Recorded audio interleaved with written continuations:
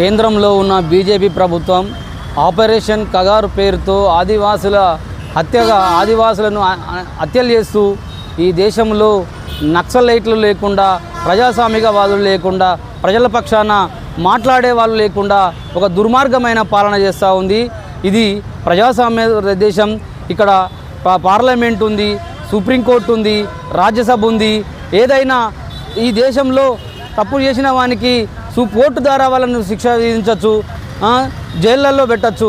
కానీ ఒక 50 సంవత్సరాలుగా ఈ దేశంలో ఉన్నటువంటి అట్టడుగు వర్గాల ప్రజల కోసం, అట్టడుగు వర్గాల ప్రజల బతుకులు మార్చడం కోసం ఒక నక్సలైట్ ఉద్యమంలో పనిచేస్తున్నటువంటి మహామేధావి నంబాల కేశవరావు గారిని హత్య చేయడం అది దుర్మార్గమైనటువంటి చర్య. ఇది కేంద్ర ప్రభుత్వం, ఏదైతే కేంద్రంలో ఉన్న బీజేపీ ప్రభుత్వం మోడీ అమిత్ షాలు చేసినటువంటి బూటకపు ఎన్కౌంటర్. ఇది మేము దీన్ని పూర్తిగా వ్యతిరేకిస్తున్నాం. ఇది ప్రజల హత్యగా మేము వ్యతిరేకిస్తూ ఉన్నాం. ఎందుకంటే ఈ దేశంలో ప్రజల పక్షాన మాట్లాడేవాళ్ళు ప్రజాస్వామికవాదులు, ప్రజల పక్షాన పోరాటం చేసేవాళ్ళు ప్రజల నుంచి వచ్చినటువంటి వాళ్ళు. ఈ దేశంలో ఉన్నటువంటి మేధావులను ఈరోజు కేంద్రంలో ఉన్న బీజేపీ ప్రభుత్వం ఒక అర్బన్ నక్సల్స్గా, ఈ దేశద్రోహులుగా చిత్రీకరిస్తూ హత్యలు చేస్తూ ఉంది. ఇది మనుధర్మ రాజ్యం కాదు. ఇది మనుధర్మానికి పూర్తి వ్యతిరేకమైనటువంటి ప్రజాస్వామ్య దేశం.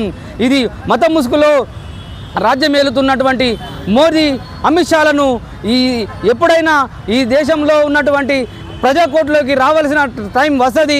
కాబట్టి ప్రజలారా, ప్రజాస్వామికవాదులారా, ఇట్లాంటి హత్యలు జరుగుతుంది. ఇది ఈ దేశంలో పుట్టినటువంటి, ఈ దేశం కోసం, ఈ దేశ ప్రజల విముక్తి కోసం పనిచేస్తున్నటువంటి అనేక మేధావులను పట్టుకొని చంపేస్తున్నటువంటి ఒక దుర్మార్గమైనటువంటి రాక్షస పాలన. ఇది మనుధర్మ పాలన, ఇది అధర్మ పాలన. దీనిని మేము వ్యతిరేకిస్తూ ఉన్నాం. కాబట్టి ఇప్పటికైనా ప్రభుత్వం శాంతి చర్చలు జరిపి ఏదైతే ఆదివాసులకు కావలసినటువంటి ఆదివాసుల విముక్తి కోసం, పేద ప్రజల విముక్తి కోసం, పేద ప్రజల బతుకులు మార్చడం కోసం నక్సలైట్లుగా పనిచేస్తున్నటువంటి వాళ్ళతో చర్చలు జరపాలని మేము డిమాండ్ చేస్తూ ఉన్నాం.